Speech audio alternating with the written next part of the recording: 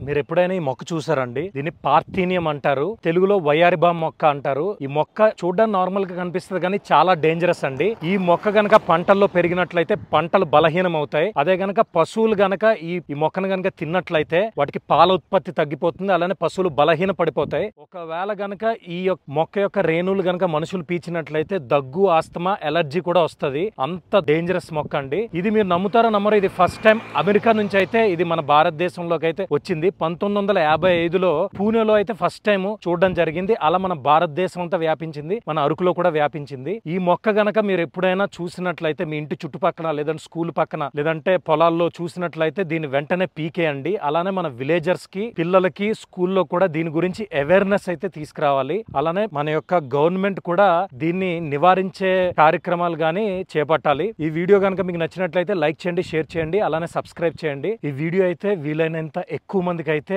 Share చేయండి. దానివల్ల అందరికీ ఇన్ఫర్మేషన్ అయితే తెలుస్తుంది. Thanks for watching.